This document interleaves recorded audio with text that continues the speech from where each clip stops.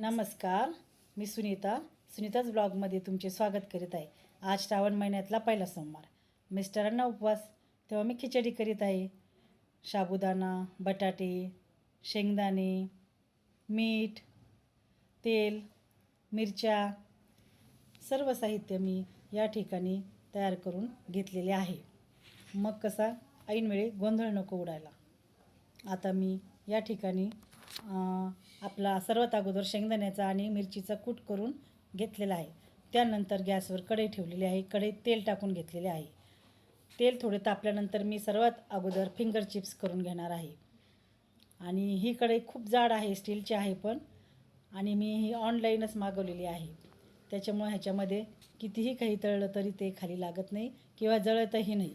आता मी finger chips तळण्यासाठी टाकलेले आहे। फिंगर चिप्स तळायला टाकायचे असले तर तेल खूप गरम होऊ द्यायचं आधी, त्याच्यानंतर ते फिंगर चिप्स एकदम कुरकुरीत तळल्या जातात। आता मी फिंगर चिप्स एकदम कुरकुरीत आणि फुल गॅसवर तळून घेत आहे। आता फिंगर चिप्स तळून झालेले आहेत। आता मी ती प्लेटमध्ये काढून घेतलेले आहेत। आता मी ते प्लेटमध्ये काढून घेतल्यानंतर ते उरलेलं तेल तसंच ठेवणार आहे, कारण की त्याचाही मी उपयोग करणार आहे। फिंगर चिप्सवर मी थोडंसं मीठ आणि आपल्याच घरातली दळलेली थोडीशी मिरची भुकटी टाकलेली आहे। तर हे माझे झालेले आहेत तयार फिंगर चिप्स, या खायला। आता मी साबुदाण्याची खिचडी करीत आहे। ही खिचडी मी त्याच उरलेल्या तेलात करत आहे ज्याच्यात मी फिंगर चिप्स तळलेले आहेत।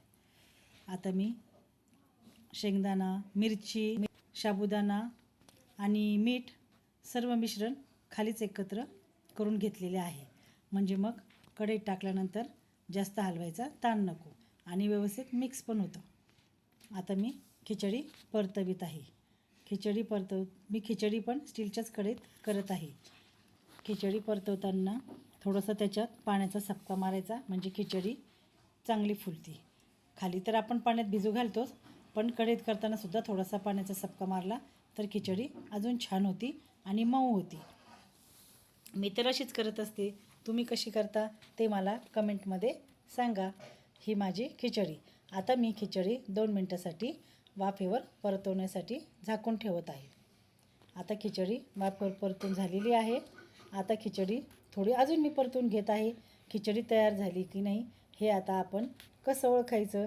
जनरली कोणाला खिचडी तयार झाली की नाही हे कळत नाही, पण त्यामधला एक मोठा साबुदाणा उचलून आपण दाबून बघायचा, म्हणजे तो जेली चॉकलेटसारखा लागला तर असं समजायचं की खिचडी झाली, कारण जेली चॉकलेट दाबल्यानंतर परत तसंच्या तसं होतं। आता माझी खिचडी तयार होत आलेली आहे। 2 मिनटात आता ती तयारच होणार आहे, तेव्हा आता खिचडी खाण्यासाठी तयार राहा। आता मी झाकण काढल्यानंतर खिचडी छान परतवून झालेली आणि मऊ मऊ झालेली आहे। कोणी खिचडी करताना त्यामध्ये दूधसुद्धा टाकतात। 1 घोट दूध टाकलं तर खिचडी अजून मऊ होती। आता माझी खिचडी तयार झाली आणि मी खायला घेत आहे। मिस्टरांना तर तशी खूप वेळची भूक लागलेली आहे, पण माझा ब्लॉग बनवणं चालू आहे, त्याच्यामुळे मिस्टरांना म्हटलं थांबा।